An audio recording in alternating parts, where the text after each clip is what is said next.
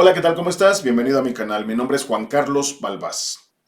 El día de hoy te voy a compartir esta información. Espero que te sea de utilidad. Si es así, comparte el video para que llegue a más personas. Y recuerda suscribirte a mi canal de YouTube. Me puedes encontrar como Balbás Academic. Y en todas mis redes sociales como Balbás Academic. También te puedes suscribir a mi otro canal de YouTube. Ahí me puedes encontrar como Juan Carlos Balbás. Y también en todas mis redes sociales. Y si tienes alguna idea de algún tutorial, házmelo saber en los comentarios. Te dejo con esta información y nos vemos próximamente. Y recuerda, nos seguimos acompañando en este camino. Gracias. El día de hoy vamos a hablar del tema de evaluación formativa, puesto que es uno de los temas sugeridos en las orientaciones por parte de la Secretaría de Educación Pública. Bienvenido, doctor Tobón, ¿cómo está? Muchas gracias, doctora Heréndida. Feliz de estar compartiendo nuevamente este tema contigo. Ya lo habíamos abordado en una oportunidad, pero a raíz de las inquietudes de los docentes, hemos nuevamente retomado el tema para apoyar, sobre todo con las reflexiones y profundización. Muy bien, pues les platicamos que la dinámica de hoy no tenemos moderador, queremos hacer muy ágil esta charla, entonces al día de ayer les pusimos un post en algunos de los sitios de internet para que nos hicieran favor de ponernos algunas preguntas y a partir de esas preguntas poder empezar a dialogar con ustedes acerca de la evaluación formativa, porque lo que más nos preocupa es que ustedes tengan claras esas inquietudes, que también lleven elementos para poder conversar con sus compañeros en ese taller de 3 días acerca de este aspecto de la evaluación formativa. Y vamos a empezar, bueno, yo tengo una primera pregunta que nos plantearon los maestros sobre qué es la evaluación formativa en la nueva escuela mexicana. ¿Cómo se entiende desde la nueva escuela mexicana la evaluación formativa? Ustedes saben que desde que se publicó el plan de estudio 2022 en agosto del año pasado, bueno, ese marco curricular nos habla un poco de la historia de lo que ha sido la evaluación en nuestro país. No solo la evaluación de los aprendizajes, sino la evaluación en general y de lo complicado que ha sido para nuestro país siempre aparecer en competencia con otros países a la hora de tratar de evaluar cómo hacemos lo que hacemos en educación. Y bueno, en ese mismo plan de estudio, ustedes tienen un apartado que habla de la evaluación de los aprendizajes. Este desarrolla lo que se establece en la Ley General de Educación, que son los criterios y procedimientos de evaluación y acreditación, para poder verificar que los educandos cumplen con los propósitos de cada nivel educativo. Así lo dice la norma. Y fíjense que desde que la norma nos está diciendo eso, se liga, parece que no podemos desligarnos de la evaluación y la acreditación. Sin embargo, es muy claro, y en los procesos formativos que hemos tenido, que tenemos que buscar la manera de separar esto. No es lo mismo evaluación que acreditación. Siempre el sistema educativo ha dado prioridad a ese modelo de evaluación de los aprendizajes que cuantifica el conocimiento, que es corroborativo o verifica qué tanto aprendió el alumno. Y eso se puede presentar en calificaciones numéricas. Incluso todos nuestros acuerdos de evaluación por los cuales hemos transitado en diferentes reformas nos marcan una escala de calificación que ha venido variando. No nos hemos podido desligar de eso. Sin embargo, en el hacer del aula, sí podemos hacerlo, porque la idea de otorgar una calificación numérica, valorar qué tanto aprendió el alumno, se basa en la fragmentación del conocimiento. Ahí estamos hablando de conceptos, teorías, métodos, unidades de información incorporadas en objetivos de aprendizaje, aprendizajes esperados, aprendizajes clave, que son los referentes para poder medir qué tanto el alumno en un proceso de graduación y jerarquización por niveles y grados, con ese referente como punto de llegada podemos ir viendo qué tanto lo logró. Y esa idea la tenemos tan arraigada que la jalamos a los procesos actuales. Entonces tenemos que hacer así como un reseteado de nuestro cerebro con respecto a eso, para poder olvidarnos un poco de esa ligazón que tenemos entre la corroboración o la comprobación de qué tanto aprendió el alumno, para poder pasar a una idea de evaluación formativa que no es la misma que surgió en 1993. Ahorita nos va a hacer un comparativo también el doctor Tobón de eso en la segunda pregunta. Entonces, en el caso de la nueva escuela mexicana, la evaluación es concebida como la base de la relación pedagógica de las maestras y los maestros con sus estudiantes, en el marco del trabajo que se hace en el aula, en la escuela y la comunidad. Y estos espacios, aula, escuela y comunidad, en donde hay interacciones, hay interdependencia, interrelación, para ir construyendo conocimientos y saberes. Entonces, la evaluación forma parte de un proceso formativo, es una evaluación para el aprendizaje y se encuentra dentro de esa relación pedagógica profesor y estudiante, pero en el marco de un currículo que es diferente a los que hemos tenido, un currículo que integra conocimientos y saberes alrededor de la realidad de los estudiantes. Entonces, si queremos definir la evaluación formativa en el marco de la NEP, tenemos que pensar en su función. ¿Para qué nos sirve la evaluación en la NEP? Nos sirve para realimentar o retroalimentar, son sinónimos, el proceso educativo a través del diálogo entre el profesorado y sus estudiantes. Y eso nos va a ayudar a desencadenar procesos de autorreflexión tanto del alumno como del profesor para identificar los logros y los elementos que nos falta trabajar, los obstáculos que se han presentado y en su caso pensar en cómo mejorar. Esa es la idea principal de la evaluación. Y el diálogo es la base central del proceso. Nos lleva a elementos en donde el alumno participa, toma la palabra, es protagonista, el maestro hace observación sistemática, los pares hacen observación sistemática de lo que sucede con sus compañeros para ir viendo lo avanzado respecto a lo que estamos trabajando en diferentes momentos en el ciclo escolar. Entonces, si seguimos anclados a la idea de la evaluación, incluso formativa, porque le hemos llamado formativa desde 1993, pero a ese enfoque en donde lo que importa son los instrumentos, lo que importa es la medición de qué tanto logró el estudiante, pues no vamos a poder trascender esta noción de evaluación formativa. La evaluación formativa de la nueva escuela mexicana no es evaluar qué tanto aprendió, no es evaluar la respuesta, es un diálogo constante, un escucharnos, un aprender juntos. Entonces es una evaluación democrática en donde tiene más voz el estudiante, es una propuesta de aprendizaje en sí misma, es un proceso de negociación y apuntala el logro progresivo hacia los rasgos globales de aprendizaje que están en el perfil de egreso. En ese sentido, hay un poco de lucha contra las ideas del constructivismo, que también están ahí presentes y de repente las jalamos, pues porque pensamos que eso es lo que ahora se propone, pero no. La evaluación formativa desde el constructivismo que estaba incorporada en aprendizajes clave y en otros momentos es diferente. Ahora estamos hablando de una evaluación generativa que permite en ese diálogo generar nuevas concepciones, nuevas ideas. Ese es el concepto. Vamos a ir viendo a partir de ese concepto cómo lo podemos hacer. Y bueno, y vamos a continuar con esto.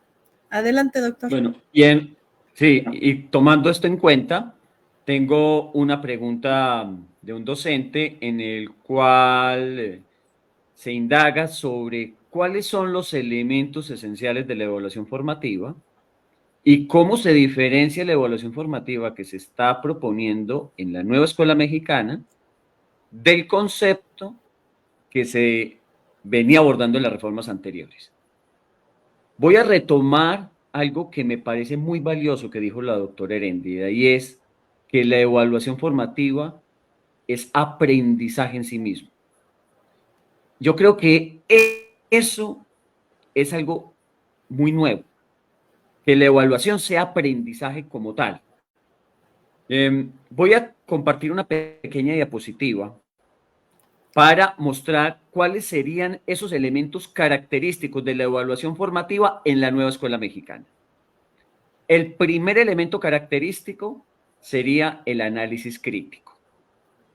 La evaluación formativa se basa en la reflexión tanto del docente como de los estudiantes en torno a qué han aprendido, qué están aprendiendo, qué deben aprender, por qué aprender, para qué aprender, qué obstáculos tienen y cómo se pueden vencer esos obstáculos o las dificultades. En segundo lugar, la colaboración. La evaluación formativa no es solamente individual. La evaluación formativa es un proceso que implica la colaboración, en primer lugar, con otros docentes, con las familias, con el contexto social y entre los estudiantes. Y al momento de abordar la colaboración entre los estudiantes, hay diferentes maneras de organizar a los educandos. A veces puede ser en binas, otras veces en equipos de 3, 4, 5, otras veces en equipos más grandes, otras veces en un gran grupo, pero también se van haciendo adecuaciones en la forma de distribuir a los estudiantes en el aula, de acuerdo con la estructura física que se tenga. En tercer lugar, algo que me parece muy valioso de la evaluación formativa en la nueva escuela mexicana es que se buscan fortalecer los valores a medida que se evalúa. En otras palabras, se busca que los estudiantes sean responsables, tengan pensamiento autónomo, pensamiento crítico, que sean solidarios, que sean respetuosos y que también puedan aportar a la comunidad. Y finalmente, en la nueva escuela mexicana se enfatiza mucho en que no es solamente retroalimentar, que es algo que se desarrolló mucho en las reformas anteriores, sino que ante todo, a partir de la retroalimentación, hay que brindar seguimiento, dar apoyo y buscar que los estudiantes efectivamente mejoren, que aprendan, que desarrollen las habilidades esperadas. Tengo también una pequeña diapositiva para comparar cuáles son los principales avances que se tienen en la evaluación formativa en la nueva escuela mexicana con respecto al modelo educativo 2017. Aquí hay una pequeña síntesis. En el modelo educativo 2017, el énfasis era como tal el aprendizaje. En otras palabras, que los estudiantes lograsen los aprendizajes clave.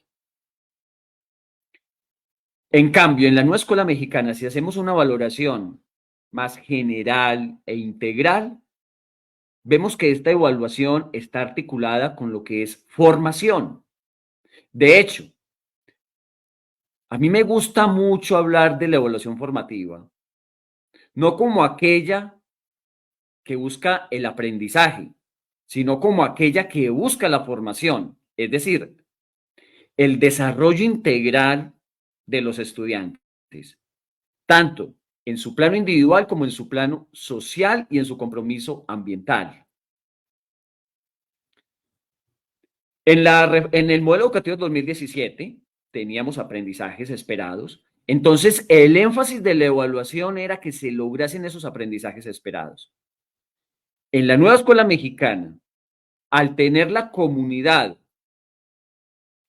como núcleo de los procesos de aprendizaje, entonces la evaluación debe apuntar a ayudar a transformar la comunidad.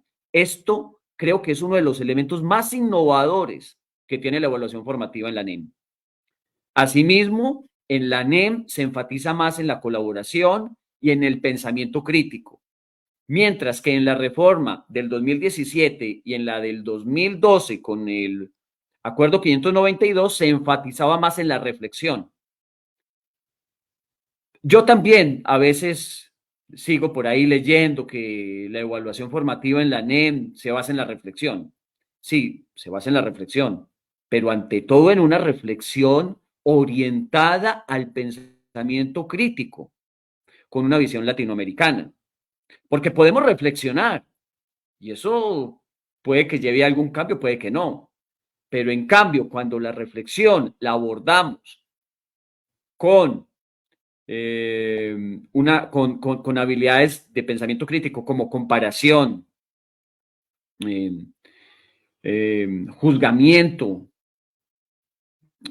crítica, cuestionamiento, problematización, etcétera, ya adquiere otra dimensión y eso posibilita empoderar a los estudiantes para que contribuyan a la transformación social. Muy bien, dejo hasta aquí. Adelante, doctora.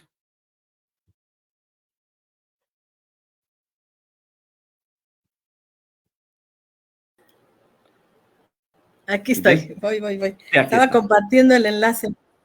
Gracias, ya estoy aquí. Estaba compartiendo el enlace. A ver cómo le hacemos para dejar de compartir. Ahí está. Muy bien. Súper interesantes estas reflexiones porque miren, esto es un proceso. O sea, no se trata de que alguien nos diga qué es la evaluación, sino que juntos podamos hacer estos análisis de cómo hemos venido evaluando tradicionalmente.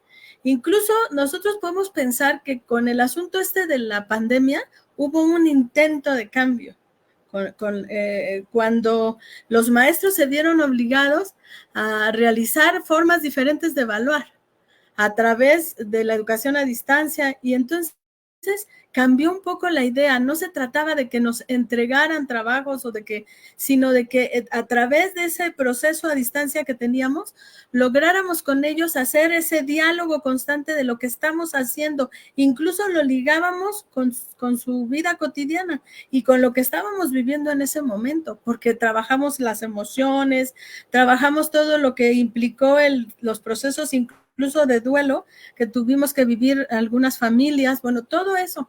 Entonces, tradicionalmente la evaluación, siempre hemos sabido que es una tarea compleja, pero ha sido infravalorada, porque con frecuencia no está alineada ni siquiera con estas nuevas propuestas de enseñanza, y tendría que haber una congruencia con eso, porque cambiamos la forma de trabajo en el aula a través de las metodologías sociocríticas, pero no estamos cambiando la forma de evaluar, y eso nos tiene que llamar la atención al respecto.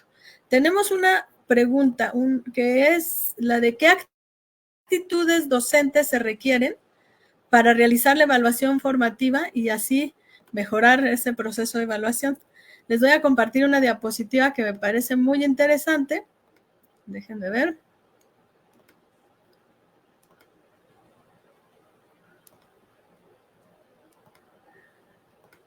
Ahí está, ya la estoy compartiendo. ¿O no? Me dicen si ya se ve.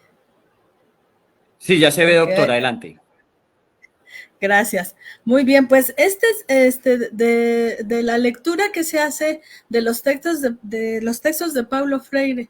Fíjense, dice cualidades que deben ser cultivadas por nosotros si somos educadoras y educadores progresistas, así dice Paulo Freire.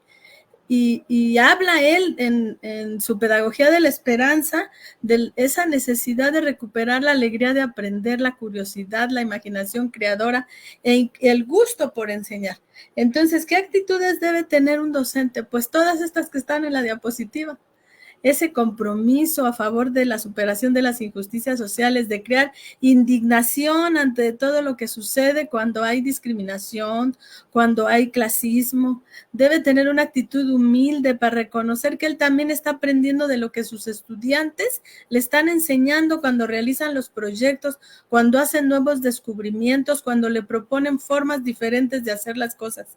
No tiene que tener una actitud arrogante, de saberlo todo, o de ser controlador, que él es el que controla ese asunto de la evaluación a partir de puntajes que pareciera como de compraventa con los alumnos, donde te subo un punto si traes esto, te bajo puntos si te portas de esta manera. O sea, dejar de ver esos procesos como, sí son procesos de negociación, pero de negociación de saberes, de negociación de conocimientos y que democraticen la enseñanza. Entonces tiene que ser también comprometido, curioso, valiente, incluso atreverse a hacer las cosas y también respetar los saberes de los educandos, estar convencida y convencido de que el cambio es posible. respetar la autonomía del ser del educando, porque estamos intentando que el alumno logre la reflexión sobre lo que está viviendo. Si por ejemplo, estamos sufriendo ahorita una situación terrible que es la del cambio climático. O sea, todos estamos viendo el intenso calor que hace en lugares donde no hacía calor. Y todavía imagínense en lugares donde de por sí hacía calor, en tierra caliente, lugares áridos, ¿cómo está el clima? Está tremendo. Lo estamos sufriendo, lo estamos viviendo y no somos capaces de indignarnos por la situación que está pasando, de indignarnos al tal grado que nos atrevamos a hacer cosas juntos y juntas.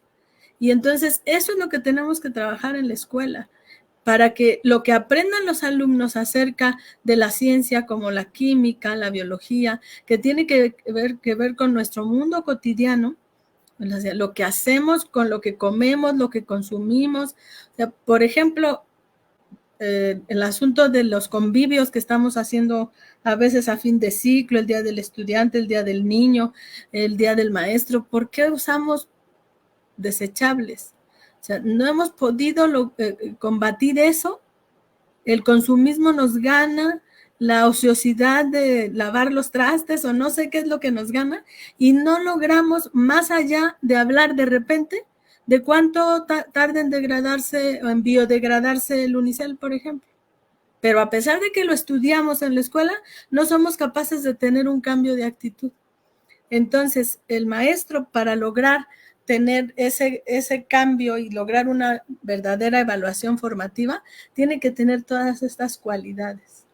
Y a partir de eso, impulsar desde la humildad de que no lo sabemos todo, la posibilidad de generar momentos de diálogo con sus estudiantes y reconocer que estamos todos aprendiendo, respetando sus saberes, respetando la autonomía de su ser, sin imponer nuestras ideas, pero sí ayudándole a ampliar la mirada a través de la indagación, a través de la búsqueda conjunta de resolución de problemas.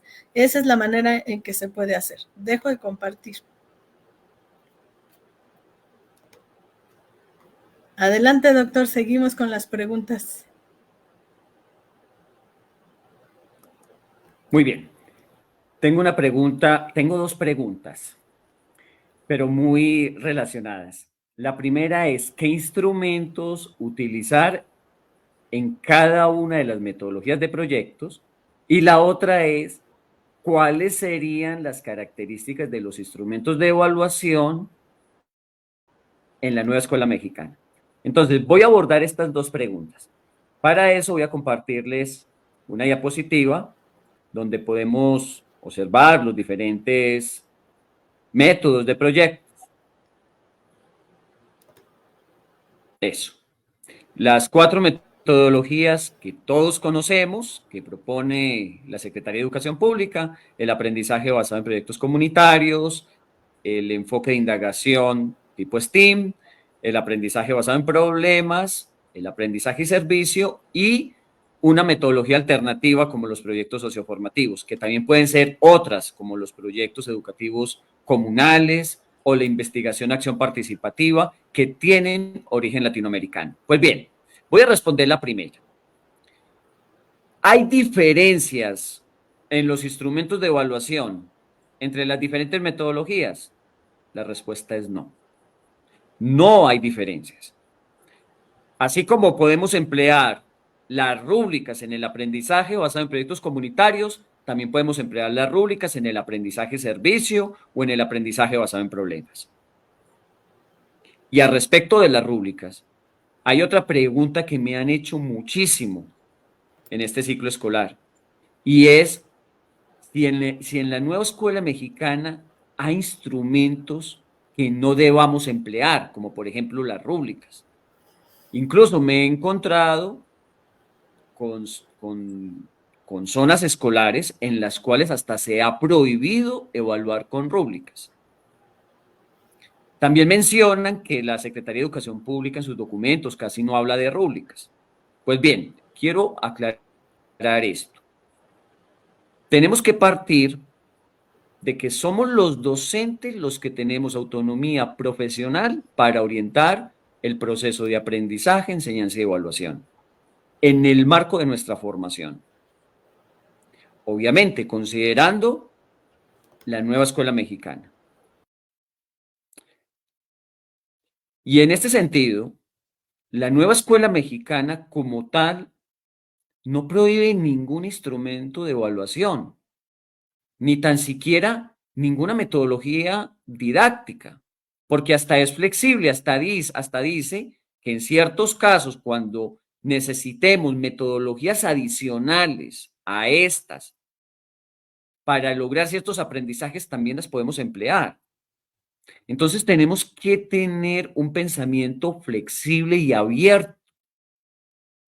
Y en ese sentido, podemos utilizar también cualquier instrumento de evaluación, como las rúbricas, como las listas de cotejo o como las escalas de estimación, si es que son pertinentes en el marco de la planeación que tenemos y con nuestros estudiantes. Ahora bien, los instrumentos deben tener características diferentes en la nueva escuela mexicana. Sí. Y esta es la propuesta que nosotros hemos venido abordando en la avanzada de la nueva escuela mexicana, en nuestro colectivo. Empezando por hablar más de herramientas que de instrumentos, porque consideramos que el concepto de herramientas es más abierto, más flexible, menos lineal, menos formal. Entonces, nosotros consideramos que como opción el término de herramientas abarca más cosas, instrumentos, actividades, técnicas, etc.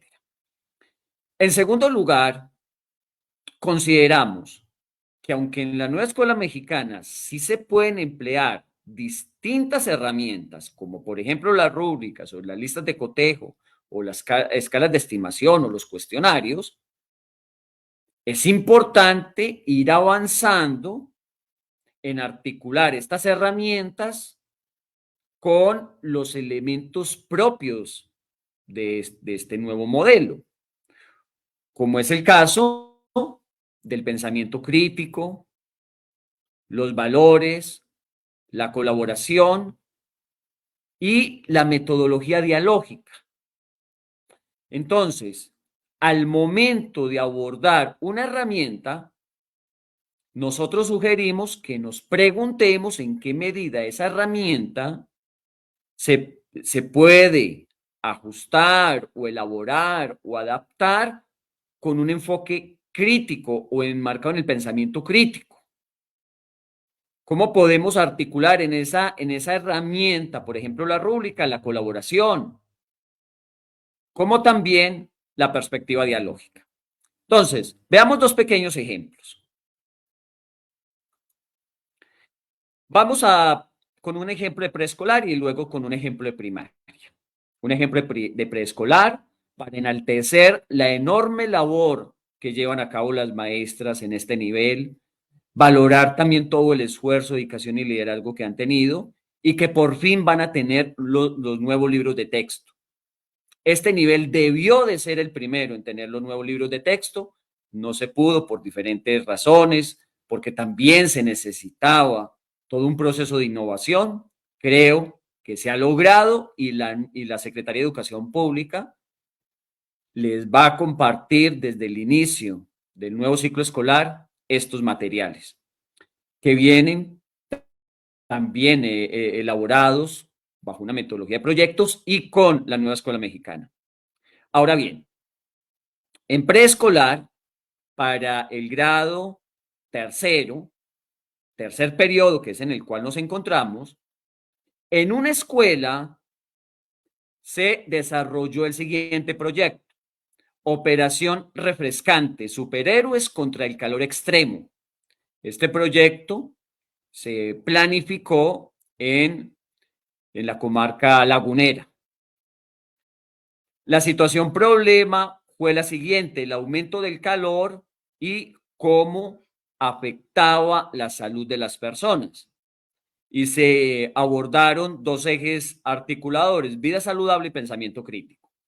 Pues bien, en este proyecto, que duró 2 semanas y que se hizo precisamente cuando se tenía una ola de calor en el país, se articularon los 4 campos formativos porque se encontraron que eran pertinentes y que esta articulación era natural. Yo he defendido desde el inicio de la nueva escuela mexicana, aquí en las redes, pero también a lo largo de todo el país, en estos 3 años, con mis compañeros del colectivo, que a veces se pueden articular los 4 campos formativos, otras veces 3, otras veces 2 y otras veces 1. Que no es obligatorio articular los campos formativos porque sí, o porque supuestamente así se estableció. No, hay que buscar que la articulación de un campo con otro u otros sea de forma natural, a partir de la problematización en el territorio. Entonces, en este caso se encontró que era pertinente esta articulación. Entonces, tenemos los diferentes campos y en esos campos se seleccionaron los contenidos y los procesos de desarrollo de aprendizaje a trabajar en los estudiantes, también con base en el programa analítico, y en ese mismo programa analítico se agregaron algunos contenidos y procesos de desarrollo de aprendizaje que el colectivo docente de la escuela, en el marco de su trabajo colaborativo, consideró que se necesitaban. Por ejemplo, en lenguajes, recordemos que es el 3er grado de preescolar. Entonces, en lenguajes agregaron 2 PDA en su autonomía, en su proceso de codiseño. 1, lee y comprende algunas palabras y símbolos. Miren, algunas palabras y símbolos. Recordemos que también es el último periodo del grado. Asimismo, también se agregó en Saberes y Pensamiento Científico un PDA: implementa acciones para protegerse frente a la ola de calor extremo, que también se está viviendo en toda esta región, en la región Laguna. Pues bien, vamos ahora a la evaluación. Era importante entender el contexto. Entonces, en este proyecto, Operación Refrescante, superhéroes contra el calor extremo, a veces se me pasa la X, porque leo muy rápido, contra el calor extremo, entonces se revisó primero un instrumento de evaluación, que en este caso fue una lista de cotejo, perdón, un registro de observación para preescolar. Miren cómo se hizo. Registro de observación, tenemos los indicadores, y los indicadores fueron los mismos PDA, los mismos procesos de desarrollo de aprendizaje que están en el programa de estudios. Y luego cada uno de estos indicadores era evaluado así: si se demuestra o no se demuestra a partir de la observación. Bien, este instrumento como tal todavía no responde a la filosofía de la nueva escuela mexicana, aunque sea de evaluación formativa. Este instrumento todavía está en el marco de las reformas anteriores. ¿Cómo podemos mejorar este instrumento para que se articule con la nueva escuela mexicana? Pues en la escuela donde se hizo este proyecto, que es Operación Refrescante, superhéroes contra el calor extremo, entonces se mejoró el instrumento de observación de la siguiente forma: en preescolar, estoy hablando de un proyecto de preescolar, pero que también se podía hacer en primaria y secundaria. Miren, los PDA se convirtieron en pregunta. ¿Para qué? Pues para fomentar la reflexión, de tal manera que no sea una observación del docente, sino que también, al formularse como pregunta, sea una pregunta para el estudiante, que el mismo estudiante analice o reflexione o trate de identificar cómo es que está logrando el PDA.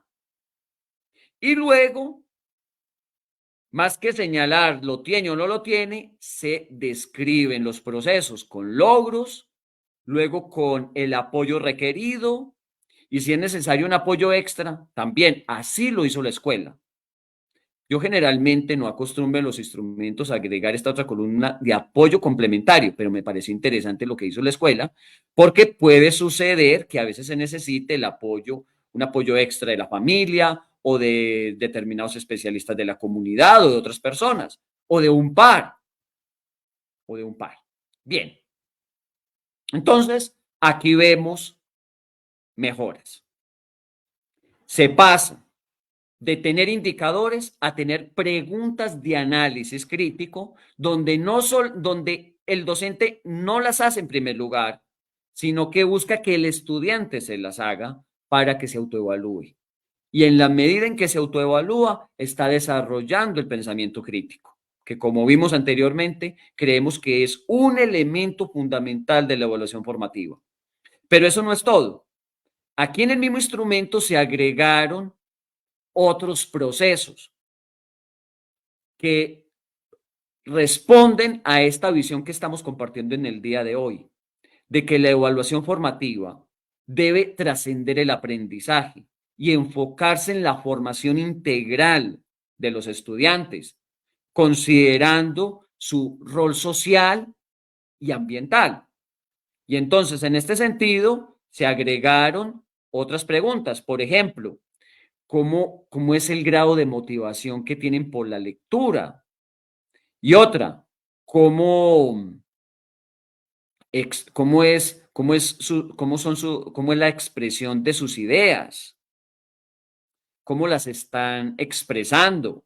¿Qué dificultades están teniendo? ¿Y cómo pueden resolver esas dificultades al momento de hacer una expresión oral o hacer una socialización de una de las actividades del proyecto?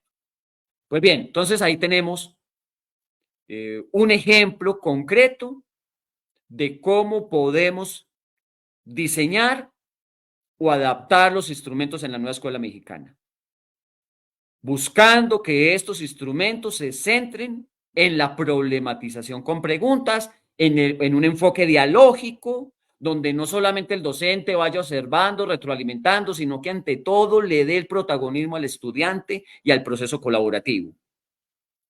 Vamos con un segundo ejemplo. Este es un instrumento para evaluar el pensamiento crítico para primaria. Entonces, igualmente tenemos los indicadores, aquí están.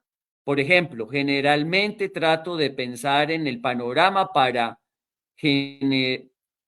generalmente trato de pensar en el panorama durante una discusión. O este otro, utilizo más de una fuente para encontrar la información que necesito. Y luego, estos indicadores de esta escala de estimación para primaria se evalúan con los siguientes niveles de logro, que van del nivel muy alto al nivel muy bajo. Que van del nivel muy bajo al nivel muy alto. Muy en desacuerdo, indeciso, de acuerdo y muy de acuerdo. Esto es para primaria, grados quinto y sexto y también para secundaria. Bien, este instrumento, aunque sirva para la autoevaluación y coevaluación, todavía está en el marco de las reformas anteriores. ¿Cómo podemos transformar este instrumento en la nueva escuela mexicana? Pues convirtiendo este instrumento en un proceso más dialógico y que posibilite ir determinando cómo los estudiantes van avanzando en el desarrollo de su pensamiento crítico, lo cual no se puede aquí, porque este instrumento no tiene un enfoque procesual. Entonces veamos cómo quedaría este mismo instrumento mejorado. Mire, ahora ya identificamos los procesos del pensamiento crítico, lo cual no sucedía antes. Sensibilidad, problematización, indagación, propuesta, creatividad y autoevaluación, entre otros procesos. Y ahora, por cada proceso hay una pregunta que se espera que se haga el estudiante en su autoevaluación, porque aquí son meras declaraciones para observar. En cambio, aquí le damos protagonismo a los estudiantes. Y antes de dar cualquier retroalimentación, buscamos que ellos primero se autoevalúen y sean los que se traten de retroalimentar, de comprender, de tomar conciencia. Bueno, y en vez de tener 5 niveles ahí formales, más de tipo de medición, tenemos 3 niveles que buscan determinar cómo los estudiantes van avanzando en el proceso de desarrollo crítico. Estos 3 niveles son nivel bajo, en proceso y avanzado. Entonces, se muestran descriptores y ejemplos que ayuden a ilustrar cuándo se tendría un nivel bajo, cuándo se tiene un nivel en proceso y cuándo se tiene un nivel avanzado. Y esto ayuda más a la autoevaluación del estudiante, como también a la coevaluación de los compañeros y a la heteroevaluación del docente. Recordemos que el pensamiento crítico es un eje fundamental. Entonces necesitamos también alguna herramienta que nos ayude a evaluar este pensamiento crítico, como es esta, que elaboramos en CIFE. Yo estuve al frente de la elaboración de esta herramienta, entonces participamos en la coautoría y por lo tanto pueden utilizarla como lo deseen en sus actividades cotidianas. Les dejaremos esto en algún link con la doctora Heréndida. Muchas gracias y adelante, doctora. Gracias, doctor, súper interesante, dice Leti Lozano. Varios compañeros están agradeciendo. Y los formatos GEMA los pueden adquirir, todo lo que les presenta el doctor Tobón, en la página de cife.edu. Ahí lo pueden encontrar en la página del doctor, ahorita se las ponemos en el chat. Entonces, ahí pueden encontrar los formatos, pero miren, el asunto no es tomar los formatos que diseña el doctor Tobón con sus colectivos. El asunto es empezar a atreverse con esas características de las cuales les hablé hace un momento, que tenemos que tener los maestros, de ser valientes, atrevidos e ir contracorriente, porque sí vemos que hay imposiciones de formas de evaluar. Todavía acabo de ver una escuela hace 3 días sacando fotocopias de exámenes estandarizados al interior de la escuela, le llaman exámenes finales. Y cuando reviso el tipo de examen, lo tomé por curiosidad, porque no era una de las escuelas de mi zona, era otra escuela, y lo tomé porque vi que estaban engrapando y fotocopiando, y le dije, ¿qué está haciendo, maestra? Estoy imprimiendo los exámenes finales que se van a aplicar mañana. Y dije, a ver, voy a ver, y por curiosidad lo reviso, y me encuentro con que están evaluando conceptos. Están evaluando que el alumno haya logrado memorizar algunos de los conceptos y contenidos trabajados. Y entonces hace un rato me preguntaban, ¿qué es esto de lo generativo que les hablaba? ¿Han ustedes oído hablar ahorita de la inteligencia artificial, que es generativa, verdad? Porque a partir de lo que se va alimentando la inteligencia artificial y en un diálogo con el usuario, se va generando un proceso mejorado, en donde las respuestas son más cualitativas, mejoradas cualitativamente en la misma inteligencia artificial. Pues eso, a ver, trasladémoslo al aula, para que sea un proceso de evaluación con esas características que les decía hace un rato. Recuerden que les dije, es transformadora en sí misma, es una propuesta de aprendizaje en sí misma. La evaluación es una propuesta de aprendizaje, es un proceso de negociación de conocimientos y saberes en donde todos nos escuchamos, todos aprendemos, nos vamos transformando y contribuye a lograr esos rasgos globales, a abonarle a los rasgos globales o generales de aprendizaje que están en el perfil de egreso. Y tiene una característica importantísima, es democrática. Entonces, si consideramos así la evaluación, vamos a empezar a cambiar nuestras formas de evaluar. El doctor les presenta un instrumento cualquiera, puede ser una rúbrica, puede ser un portafolio de evidencia elaborado por los alumnos y evaluado por ellos, pero si solamente me quedo en la idea de indicadores que van a valorar de forma y lo que presenta el alumno o contenidos memorísticos, nos vamos a quedar en un paradigma anterior. Y esto no solamente es por llamarle evaluación formativa, incluso hay quien está retomando los libros propuestos en aquella serie de herramientas para la evaluación de la propuesta de 2011, de cuando se hizo la articulación del plan de estudios. Esas propuestas sirven como base siempre y cuando se haga este análisis que está haciendo el doctor Tobón, para ver cómo lo podemos convertir en una evaluación que trascienda esa mera corroboración o verificación de que se está cumpliendo con algo predeterminado. Entonces, el simple hecho de usar un instrumento de este tipo como una rúbrica no nos hace ya estar en una evaluación formativa de la nueva escuela mexicana, ¿sí? Porque nos confundimos y creemos, pues ya sea un instrumento cualitativo, ya estoy en evaluación formativa, y eso no es así. Fíjense, ayer el doctor Rubalcaba les decía, con respecto a la evaluación formativa, la base que se tiene con el aprendizaje significativo.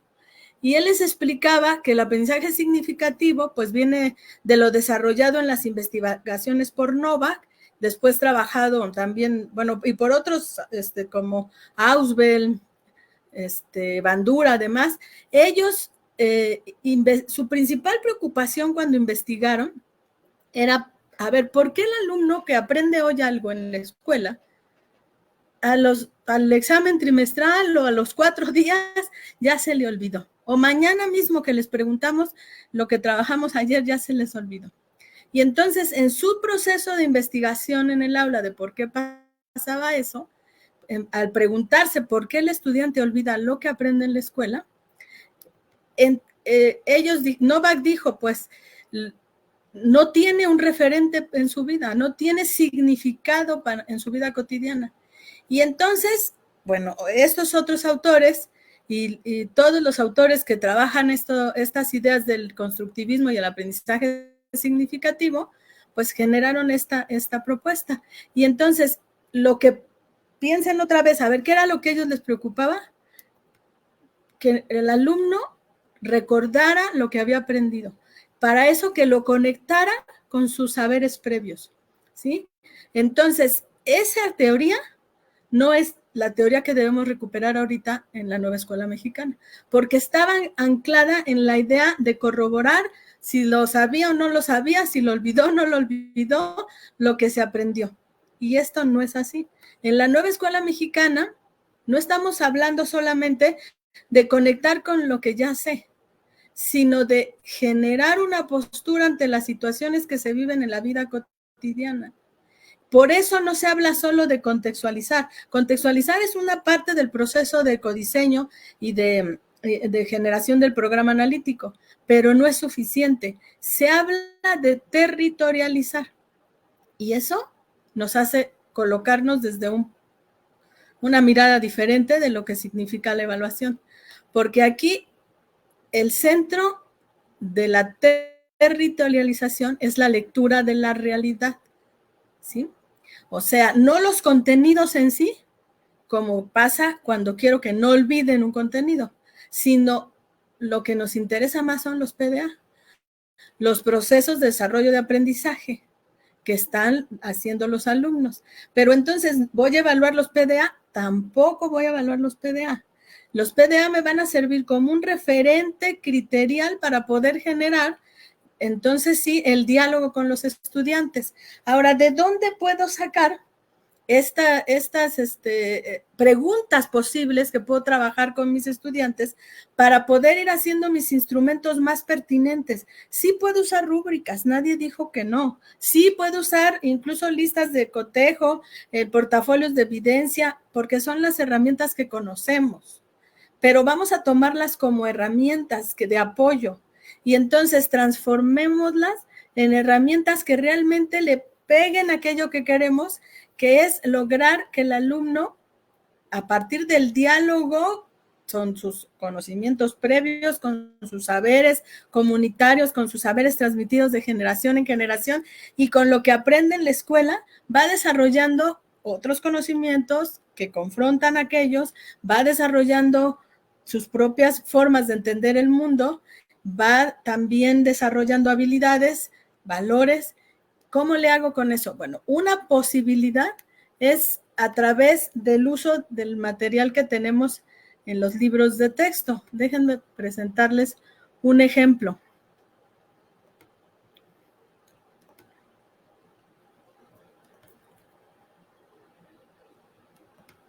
Miren, por ejemplo, este esquema está en la página 22 del libro de proyectos de aula de sexto grado. Entonces, fíjense las preguntas que tiene. Dice, el proyecto es sobre la cápsula del tiempo, después lo revisan con calma, pero aquí vemos las preguntas. ¿Qué lograron? ¿Qué valores identificaron en los relatos? En los relatos de los compañeros, que eran los relatos que iban a poner en la cápsula del tiempo. ¿Cómo cambió su forma de percibir la comunicación escrita? ¿Cómo pueden mejorar sus narraciones? Y luego, como es una cápsula del tiempo, los hacemos reflexionar más allá. ¿Cómo es que las futuras generaciones conocerán sus vivencias a través de la cápsula del tiempo?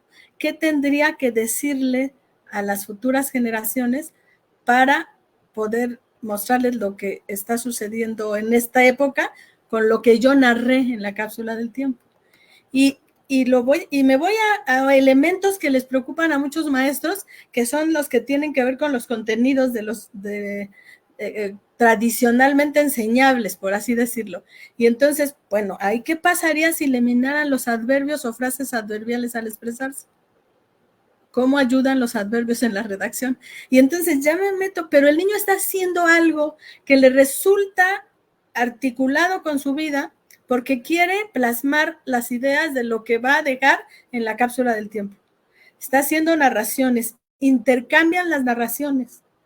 Entre pares se ayudan para mejorarlas, que es el principal proceso de la realimentación o retroalimentación, les digo que son sinónimos. Y entonces, entre ellos, entre pares, van viendo cómo mejorar sus escritos, y entonces el maestro interviene en el proceso en que puede meter aquellos elementos que le sirven a los alumnos para mejorar su comunicación escrita a partir de la lingüística. En ese momento, estamos hablando de sexto grado. Ustedes revisen todos los proyectos de los libros y van a encontrar este tipo de preguntas al final de los proyectos. Les pregunto ahora, ¿esto sirve o no sirve para hacer una evaluación formativa con mis estudiantes? Y no tiene que ver si entregaron o no entregaron el escrito para ponerlo en la cápsula del tiempo. Lo van a entregar porque están motivados, porque lo pusieron en la cápsula. Lo que importa es el diálogo que se establece con ellos para poder mejorar esos escritos. Y ese es el proceso de evaluación formativa. Ahora, lean, por favor, los libros para el maestro. También ahorita podemos revisar un poco algunos elementos de lo que dicen esos libros. Por ejemplo, este es el de fase 3, que es para primero y segundo. En la página 40 y tantos, evaluación formativa. Dice, la evaluación formativa se encuentra estrechamente asociada a las actividades de aprendizaje que realizan nuestros estudiantes. Eso es ineludible. Los aciertos o dificultades de aprendizaje que muestran al efectuar sus actividades necesitan que cada maestro interprete las razones que subyacen en las mismas. A lo mejor falta de antecedentes, a lo mejor la complejidad de la tarea, a lo mejor la ausencia de un significado. Ahí es donde entra esta parte del aprendizaje significativo, pero es un elemento. O sea, no es lo que nos tiene que dar la pauta nada más. Entonces, algo muy puntual que dice aquí, por lo que estaba comentando la compañera hace un rato, acerca de que ella piensa que lo que hace falta es definir indicadores y demás. Entonces, yo le digo a Carmen López, o sea, esos indicadores, ¿cómo los defines o por qué les tienes que llamar necesariamente indicadores? El asunto es que no son necesariamente indicadores, pueden ser referentes o pueden ser criterios que vas a construir con los alumnos, pero que no son universales. O sea, se construyen en el momento. Incluso si yo descargo los instrumentos que ayer nos presentó el maestro Sergio Rubalcaba, como la Diana de la evaluación y otros, me sirven de referente, pero no los puedo aplicar tal cual como él los construyó. tengo que hacer una construcción y preferentemente con mis estudiantes. Porque aquí dice algo muy importante en este parrafito que está aquí. La evaluación formativa no se puede formalizar.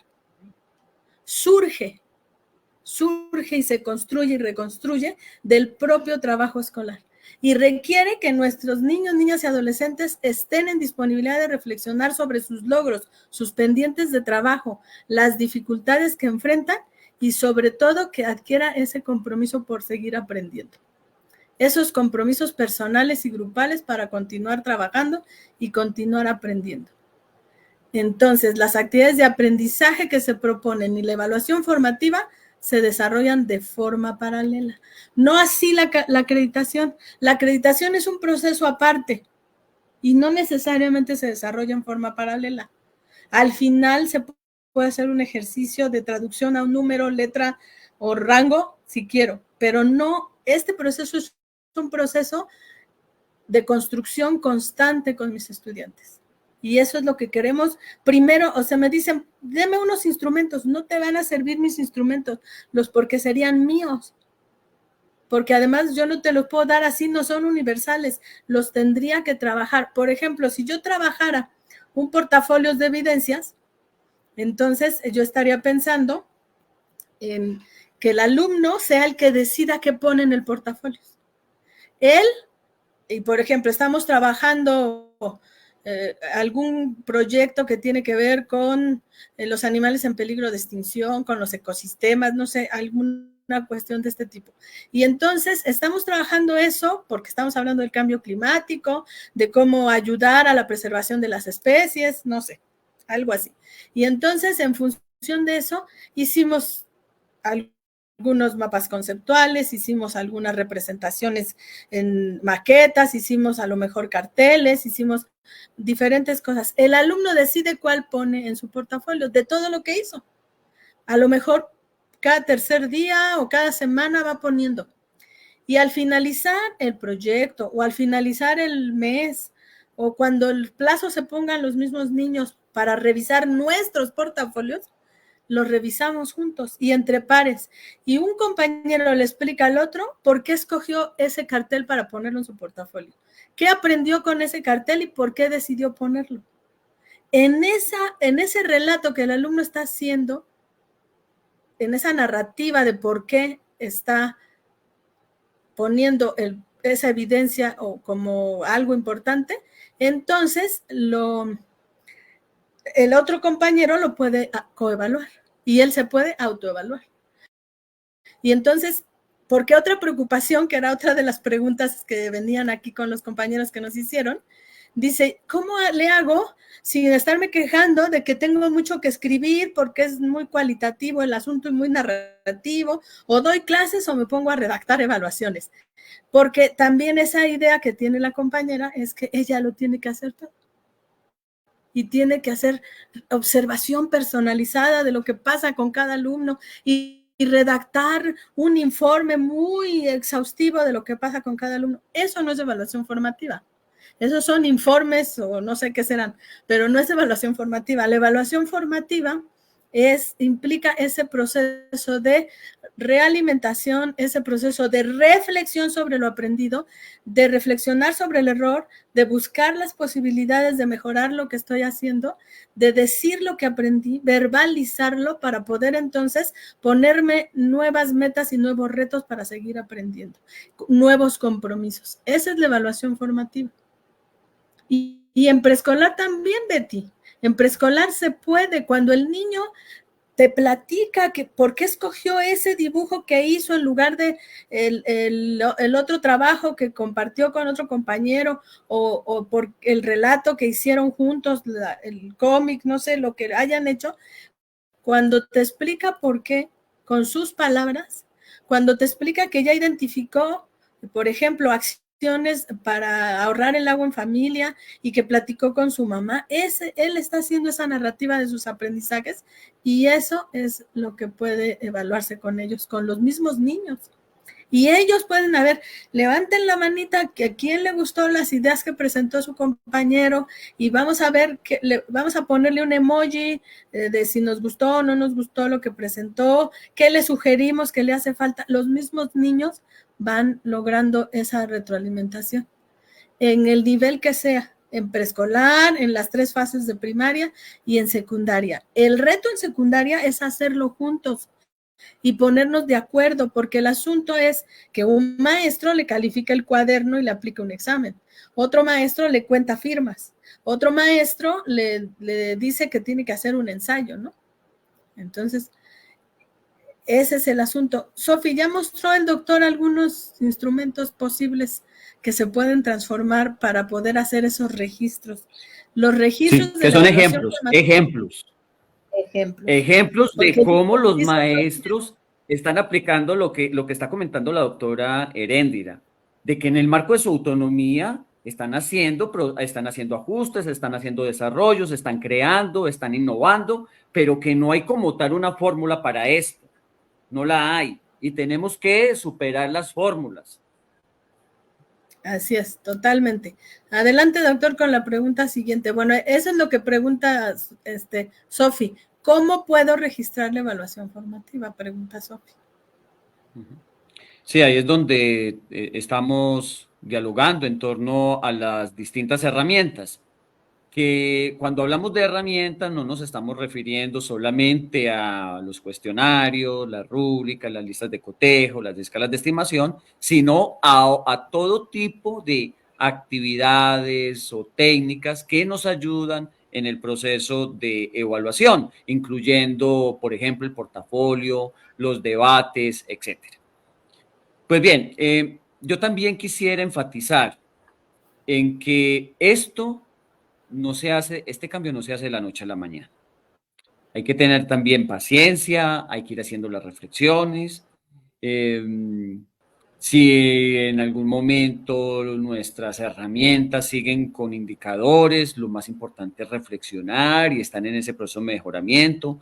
Tampoco nos podemos poner a satanizar todo, y si un compañero tiene una lista de cotejo con indicadores, no hay que decirle que está mal, sino ante todo hay que posibilitar que reflexione, como también lo debemos hacer nosotros, cómo se podría mejorar la pertinencia de esa herramienta en el marco de este nuevo modelo educativo.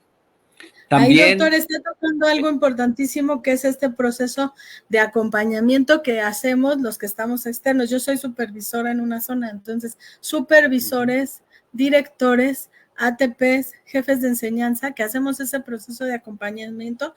No tenemos que hacer lo que aquí nos está diciendo la compañera. Dice, a ver, espérame, no, ya me fui por otro lado. Se me fue para abajo. Bueno, pero yo sí leí algo. Ese comentario. ¿Cómo se deben tener evidencias para cuando, fíjate, la preocupación de Vero, para cuando las autoridades nos visiten, porque nos piden instrumentos de evaluación derivados del cuadernillo de evaluación y tener cada instrumento en el expediente? Eso implica un reto también, un cambio en los procesos de asesoría y acompañamiento.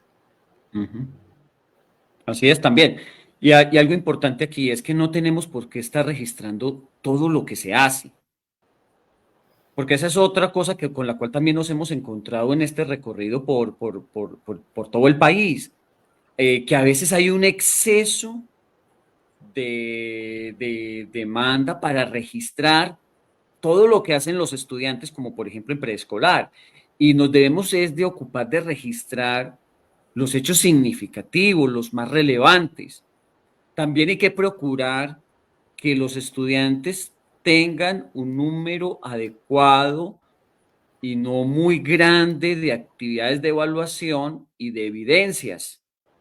Porque cuando les estamos pidiendo muchos entregables, trabajos, productos para evaluar, pues a qué horas van a pensar, a qué horas van a reflexionar, a qué horas van a analizar, a qué horas van a coevaluar los trabajos de sus compañeros, cuándo los van a mejorar.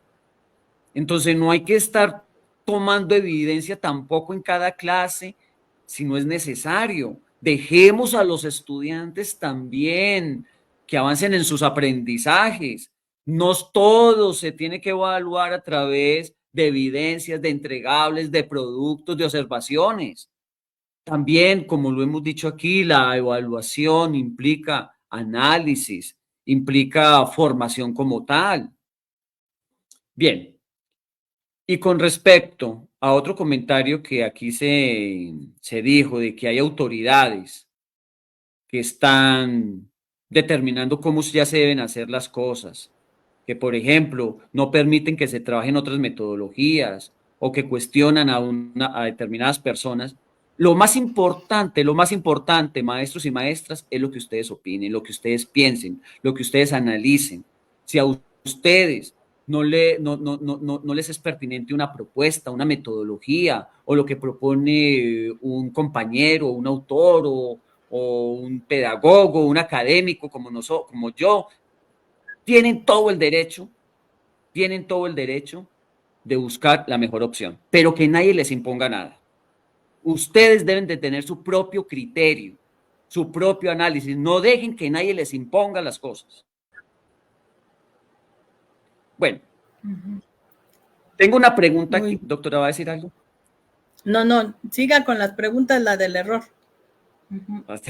Muy bien. Tenemos una pregunta muy importante y es que en los materiales que se están compartiendo se plantea una forma de abordar la evaluación a lo largo de la clase. Doctora, ¿me podría compartir por favor la diapositiva? Eso, es esta. Entonces se dice que a lo largo de una clase podemos implementar la evaluación formativa con distintas acciones o con distintas actividades. Y la pregunta que nos hacen es si esto es necesario hacerlo siempre, si es que esta es la única alternativa para abordar la evaluación formativa o es que, o si hay otra metodología. La respuesta es la siguiente. Primero, hay que contextualizar esta gráfica. Esta gráfica se retoma del 2017. En el 2017, ¿qué teníamos?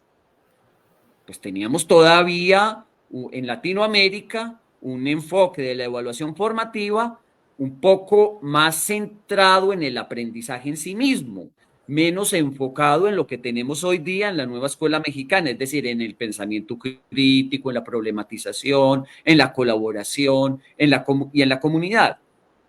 Entonces, esto es importante para que nos contextualicemos, para que se entienda cómo esto nos puede aportar.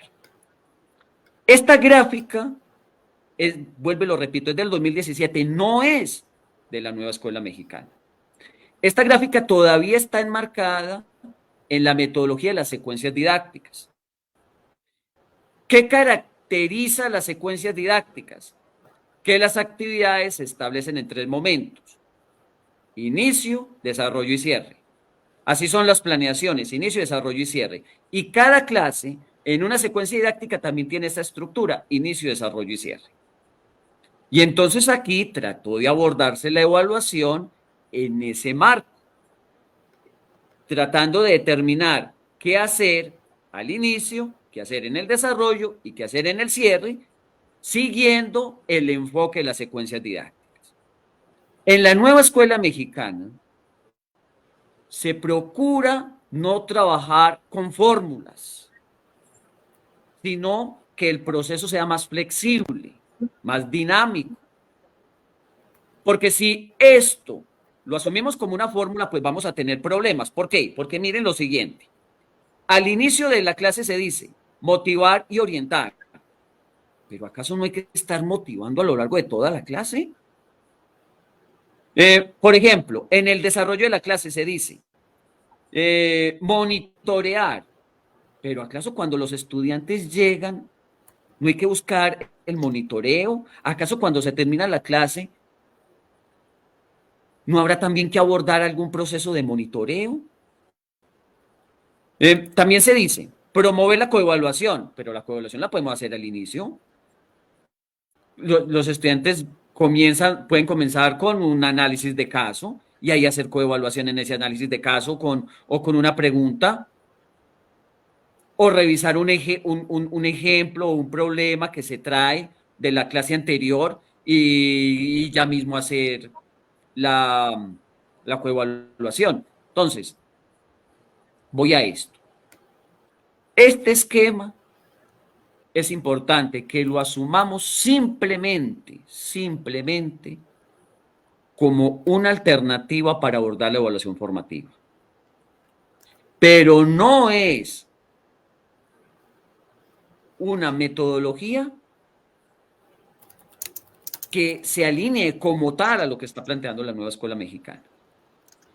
Si esto lo tomamos en cuenta, debe ser con flexibilidad, con apertura y no como una fórmula que ya nos va a ayudar a implementar la evaluación formativa.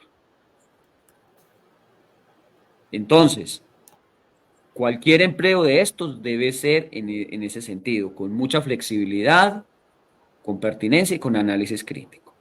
Porque si lo hacemos de una manera rígida, podemos tener problemas como los que acabé de mencionar. Ahora bien, cuando trabajamos los proyectos, la evaluación formativa debe ser dinámica y muy flexible. Y ante todo, deberíamos de abordar 4 acciones todo el tiempo.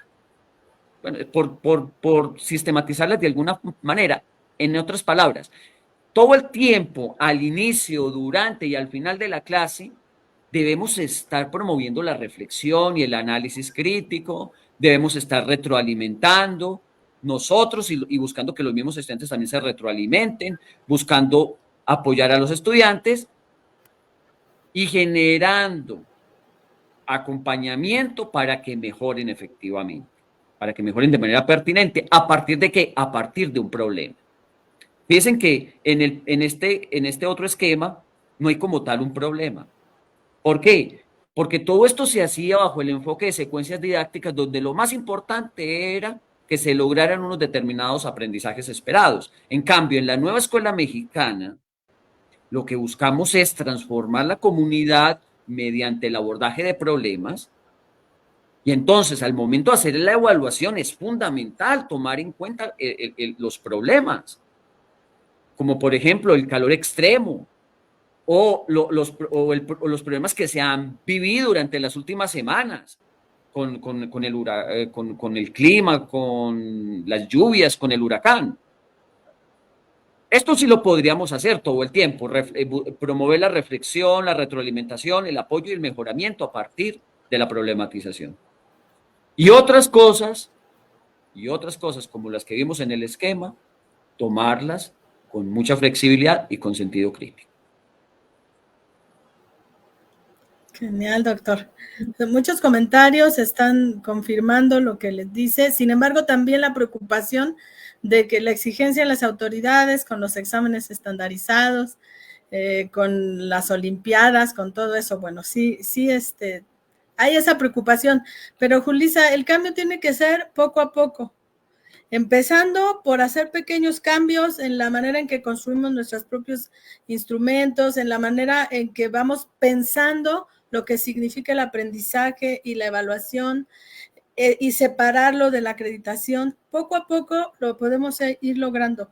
Y también se necesita ese cambio en los acompañantes primarios, que son los directivos y luego los supervisores, ATPs, y las autoridades centrales de la SEP. Bueno, ahí también hay una lucha interna que no se ha logrado, por ejemplo, eliminar la Olimpiada del Conocimiento y todo esto.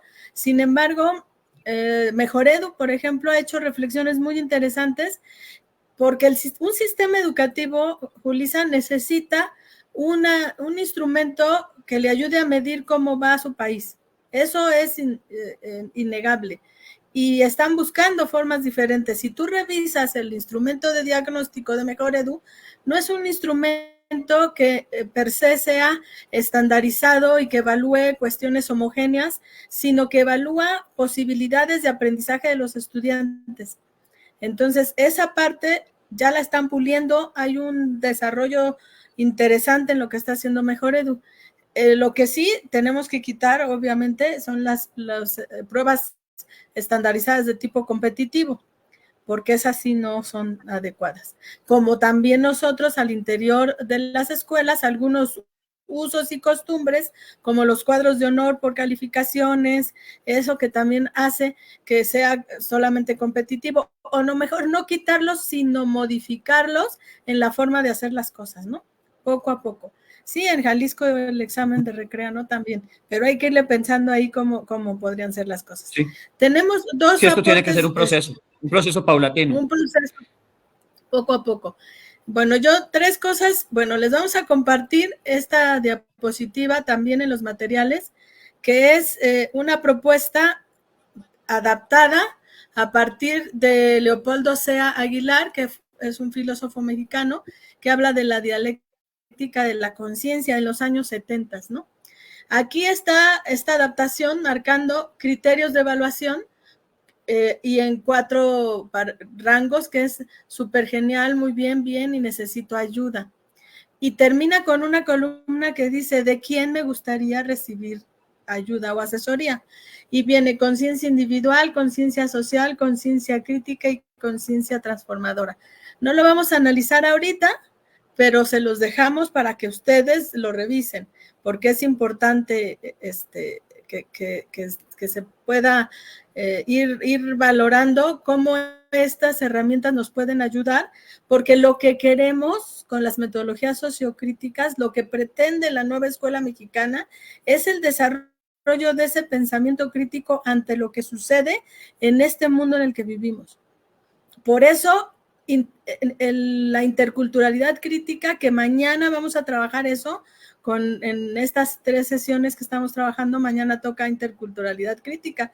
Es un tema que está inserto en este taller, porque es importantísimo también, y no es el adjetivo de crítica, no nomás se le puso por gusto, tiene un sentido muy importante, porque no es solamente interculturalidad, sino para no quedarnos solamente en el plano de convivir con otras culturas, aunque o reconocer la multiculturalidad, sino ponerle ese adjetivo de crítico tiene un sentido muy importante, ¿no? Ok, entonces, también otra cosa que quiero reflexionar con ustedes es el que revisen con mucho cuidado los textos. Ay, ya no sé dónde, ya me perdí dónde estoy compartiendo. Ah, ya encontré. Los textos del maestro, libro para el maestro sin recetas. Ajá. Está el libro para el maestro de la etapa 5, que habla de la evaluación formativa como una actividad heurística.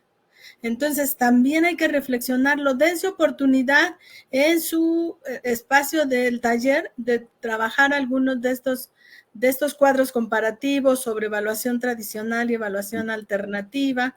Yo me voy más a que vayan por esto, a que sigan el video, los textos de Díaz Barriga, porque de verdad, con todo el respeto para Díaz Barriga, pero todavía está colocado en el paradigma del modelo anterior, con la idea del timing pedagógico y con todo lo que nos comparte. Todavía no trascendemos esa parte con él, y eso tiene que ver con una formación de origen. Él es una persona muy respetable, pero también esta formación en las pedagogías críticas y todo da elementos diferentes, y a veces gracias a los posgrados vamos logrando esas reflexiones. Está ese material, está este otro que es el mismo libro sin recetas, pero ahora de la fase 3, y el de la ya me perdí, fase 3, fase 4 y fase 5. Sí. Doctora, quisiera decir algo también con respecto a lo que usted menciona. Este concepto del error, el aprendizaje a partir del error, eso lo tenemos que manejar con muchísimo cuidado en la evaluación formativa, con muchísimo cuidado. ¿Por qué? Porque de plano no aplica en educación inicial ni preescolar. O sea, en estos 2 niveles no existe el error como tal. Esa fue la principal enseñanza de Piaget y de Vygotsky. O sea, son enseñanzas que ya son universales. los niños como tal no cometen errores, están eso en un proceso de aprendizaje. Entonces, en educación inicial y en preescolar, lo que podemos decir los docentes es que hay procesos que hay que mejorar, que hay que apoyar, que hay que reforzar, que hay que acompañar, pero desde la exploración de los estudiantes. O sea, nosotros no podemos decirle a un niño de 5 años que tiene un error y que lo debe corregir.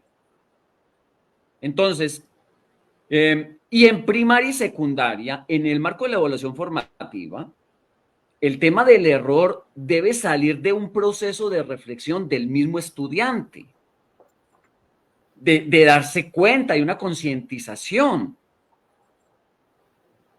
Entonces, esto para tenerlo en cuenta. Y yo creo que también ya es el momento en que en la nueva escuela mexicana avancemos en referentes pedagógicos de nuestra región, de México y de otros países hermanos.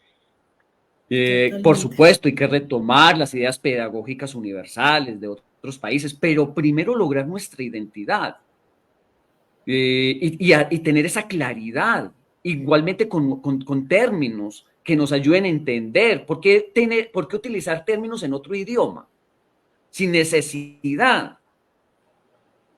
Bueno, entonces dejamos hasta ahí.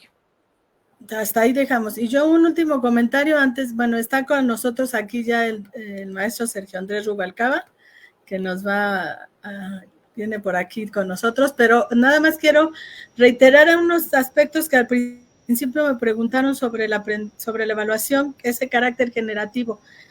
Y estaba yo haciendo esa diferenciación entre que no tomar como referente el aprendizaje significativo, sino el aprendizaje generativo, porque lo que permite el aprendizaje generativo es otorgar nuevos significados, hablando de esos significados que nos hacemos de lo que sucede, de lo que significa discriminar, de lo que significa el no reconocer al otro, el construir nuestra identidad y la identidad colectiva, todo eso que tiene que ver con quiénes somos y qué estamos haciendo en este mundo.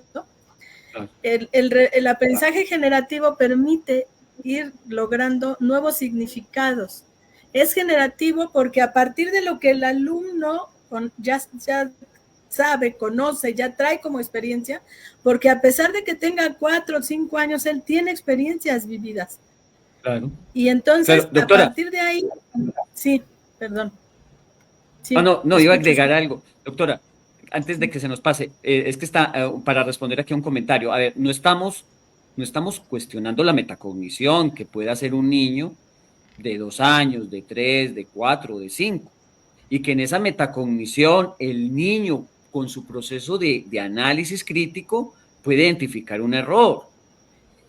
Eso no lo estamos cuestionando, por supuesto, que eso es posible y que eso es deseable, que el mismo niño que, por ejemplo, en un juego le dio una patada a otro y que luego reconozca eso y lo corrija.